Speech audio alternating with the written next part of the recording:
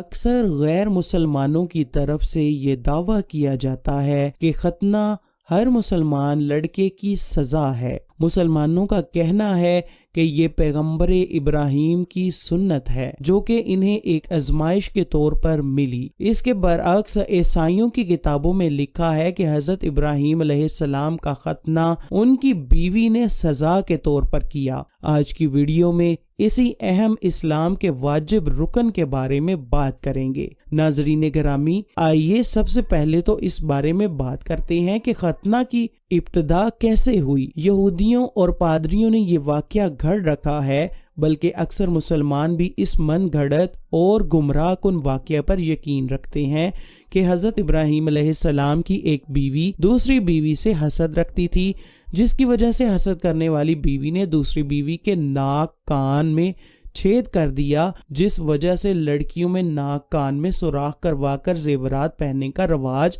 عام ہوا۔ پھر اس کے بعد ایک بیوی نے حضرت ابراہیم کا ختنہ ایک شیشے سے کر دیا تاکہ دوسری بیوی کے پاس شرم سے نہ جا سکے، نعوذ باللہ۔ ناظرین گرامی، مذکورہ واقعہ من گھڑت ہے جس کی کوئی اصل نہ ہے اور نہ ہی کسی مستند کتاب میں موجود ہے۔ اس واقعے کو گھڑنے کا مقصد صرف یہ ہے کہ مسلمانوں کو یہ باور کروایا جائے کہ وہ ایک ایسی سنت پر عمل کر رہے ہیں کہ جس کو دھوکے سے سزا کے طور پر شروع کیا گیا تھا، جبکہ اصل بات یہ ہے کہ جیسے اللہ پاک نے حضرت ابراہیم علیہ السلام کو بیٹے کو قربان کرنے کی آزمائش سے گزارا، اسی طرح انہیں ایک دن ختنہ کرنے کا حکم اللہ پاک نے وحی کے ذریعے دیا۔ صحیح مسلم حدیث میں روایت ہے کہ نبی کریم نے فرمایا، حضرت ابراہیم علیہ السلام نے اپنا ختنہ خود اپنے ایک بسولے سے 80 سال کی عمر میں کیا۔ روایت کے مطابق جب اللہ پاک نے وحی نازل فرمائی تو اس وقت حضرت ابراہیم ایک کھلے میدان میں موجود تھے۔ چونکہ حضرت ابراہیم کے بارے میں یہ مشہور ہے کہ آپ اللہ کے حکم کی تعمیل میں بہت جلدی کرتے تھے، اسی لیے جب آپ کو حکم ہوا تو اسی وقت حضرت ابراہیم تیز دھار آلہ ڈھونڈنے لگے جو کہ ان کو نہ ملا۔ کافی ڈھونڈنے کے بعد ایک ٹوٹا ہوا شیشہ ملا تو آپ نے اسی سے خود اپنا ختنہ کر کے اللہ پاک کے حکم کی تعمیل فرمائی۔ بعض مفکرین حدیث نے اس حدیث پر بھی اعتراض کیا ہے جو ان کی حماقت کی دلیل ہے۔ جب ایک انسان خودکشی کر سکتا ہے، خود اپنے ہاتھ سے اپنی گردن کاٹ سکتا ہے، تو حضرت ابراہیم کو خود شیشے یا بسولے سے ختنہ کر لینا کون سا موجب تعجب ہے؟ اور 80 سال کی عمر میں ختنے پر اعتراض کرنا بھی حماقت ہے۔ جب حکم الہی ہوا اس کی تعمیل کی گئی۔ ناظرین گرامی، حضرت ابراہیم علیہ السلام سے پہلے انبیاء تو ختنہ ہونے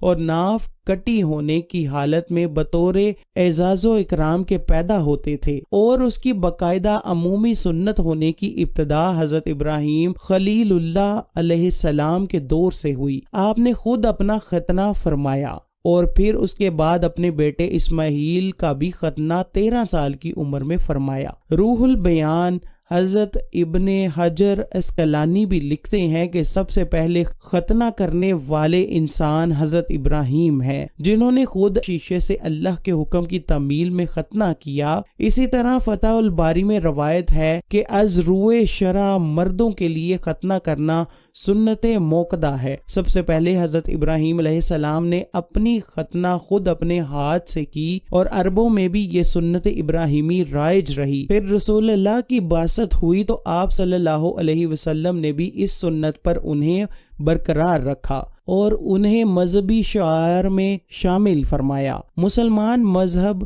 کے احکامات کی تعمیل کرتے ہوئے صدیوں سے بچوں کے ختنے کرتے چلے آ رہے ہیں، لیکن مغرب صدیوں تک ان کا انکار کر کے اب بالآخر جدید سائنس کی تحقیقات سامنے آنے پر ختنوں کی اہمیت ماننے پر مجبور ہو گئی ہے۔ طویل ترین تحقیقات مکمل ہونے کے بعد اچانک مغربی سائنسدانوں کو ختنوں کی اہمیت کا اس قدر احساس ہوا ہے کہ امریکہ کے صف اول کے ادارہ برائے صحت نے دسمبر میں جاری کردہ ہدایات کے مسودے میں ہر لڑکے کے لیے ختنے لازمی قرار دینے کی تجویز دے دی ہے۔ اس ادارے کا کہنا ہے کہ ختنے بچوں کو پیشاب کی نالی کے انفیکشن، جنسی بیماریوں اور پائنیبل کینسر کے خطرات سے بڑھتی ہوئی جلد جیسے محفوظ رکھتے ہیں۔ ادارے کا یہ بھی کہنا ہے کہ ختنے نہ کرنے کی صورت میں بیکٹیریا اور دیگر جراثیم جمع رہتے ہیں اور بیماریوں کا باعث بنتے ہیں، جبکہ بعض اوقات اس جلد میں زخم بھی بن جاتے ہیں جس کے ذریعے خطرناک جراثیم جسم کے اندر چلے جاتے ہیں اور خوفناک بیماریوں کا سبب بنتے ہیں۔ ادارے نے ایک اہم بات یہ بھی بتائی کہ جن مردوں کے ختنے نہیں ہوتے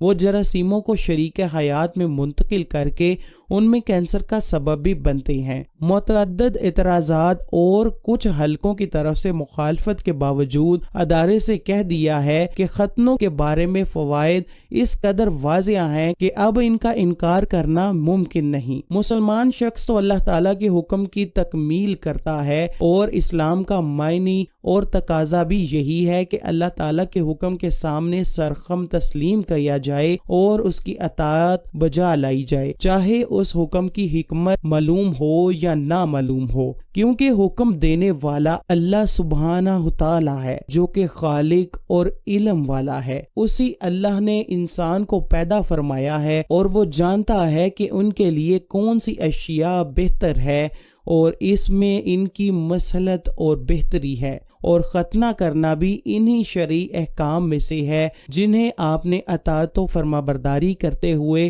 اور اللہ تعالیٰ کی محبت رکھتے ہوئے اور اس کی جانب سے اجر و ثواب چاہتے ہوئے بجا لانا ہے، اور وہ اس کا یقین رکھتا ہے کہ اللہ تعالیٰ نے اسے جو بھی حکم دیا ہے اس میں کوئی نہ کوئی مصلحت ضرور ہوگی، چاہے بندے کو اس کا علم ہو یا وہ اس سے مخفی رہے۔